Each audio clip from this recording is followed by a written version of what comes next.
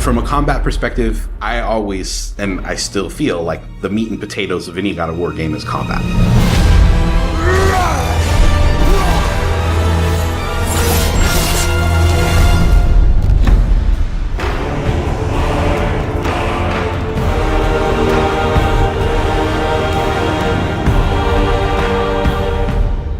My name is Roberto Clemente. All my friends call me Bert.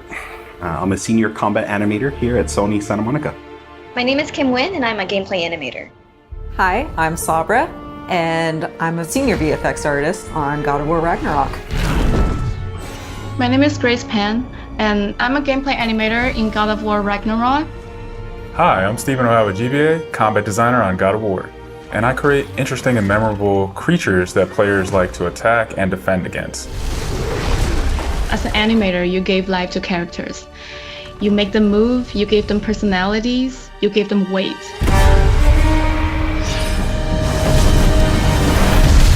My role as a VFX artist is to put the power behind a move. You are in control of fire and earth and water and wind. Whether you are throwing your axe or on the receiving end of an enemy spell, VFX is what really gives the movement and the danger to every move that a character or enemy makes. I work really closely with the design team and the tech art team on this project specifically. We actually work a lot with camera, along with the guidance of our great camera team, so I find myself doing fight choreography sometimes.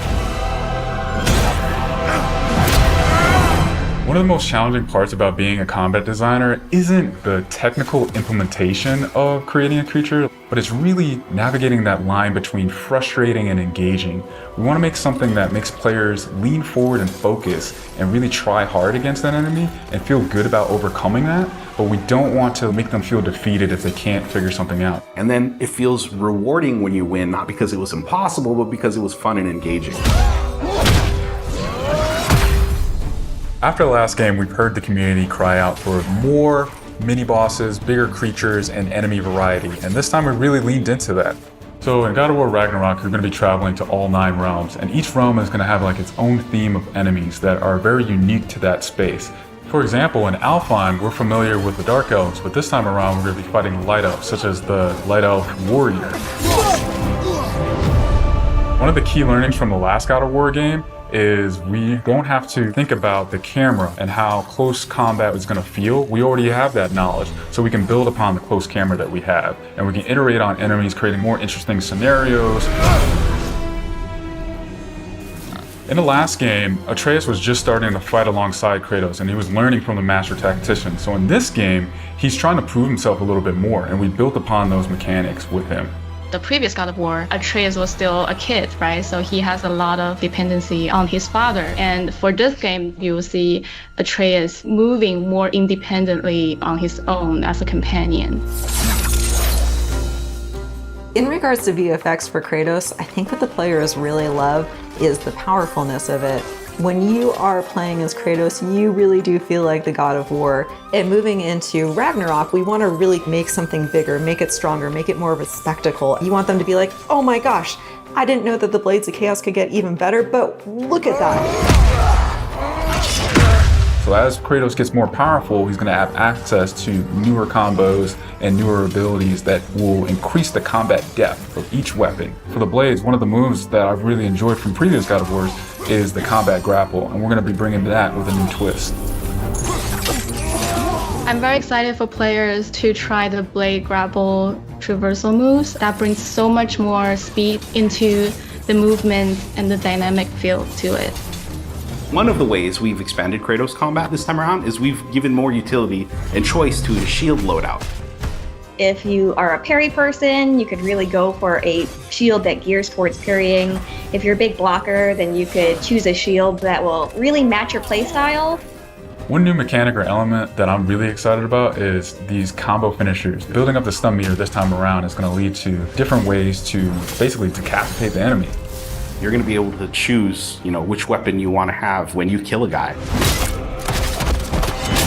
Another feature that we've added for Kratos is his new pre-fall attacks. So you could jump off a ledge, and if there's an enemy below you, you could slam down on him. There's such an emphasis on verticality in some of these fights that it's super engaging. And as Kratos, now that you have so much mobility and that you can also take advantage of that verticality, I think it just adds such another interesting layer to a fight. In God of War Ragnarok, we've enhanced the Kratos and Atreus duo. He's going to initiate a little bit more, be aggressive. He's going to fight alongside you, and sometimes even surprise you with his combo abilities too. Some of the new expanded companion actions that you'll see Atreus do leverage the fact that he's older now, he's bigger now. And he's different from Kratos, so his magic has a different flavor. Not only that they fight side by side together, there are also a lot of mini games and player interaction moments. For example, like the puzzle systems and the set pieces. You definitely will see a lot more collaborations between father and son.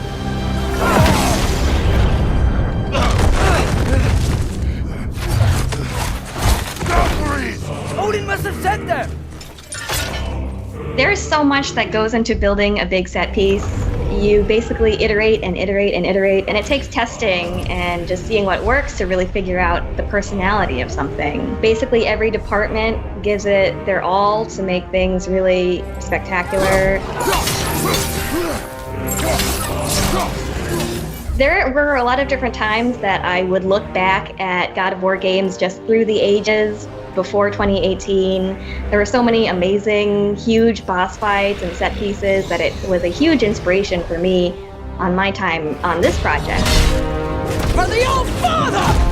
Our design philosophy for creating new and memorable enemies is basically making them a combat puzzle, similar to like chess, and focusing on the chess pieces. Each piece has its own theme and its own use.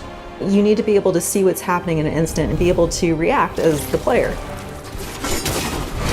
There's a couple of different ways that we go into making an attack very readable for the player. Sometimes we add a signature audio cue, or we'll add the different rings, such as what we did in the last game, that lets you know that this attack is unblockable, you need to dodge it. There's so many different ways that VFX really helps not just show what an enemy is about to do, but show who the enemy really is.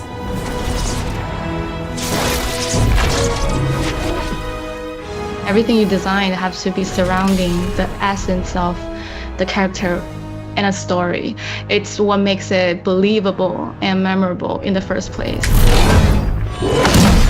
I think what I'm most excited about is for players to experience the diversity of enemies that this game has to offer. You will be fighting everything from small little creatures to things that will take up the entire screen.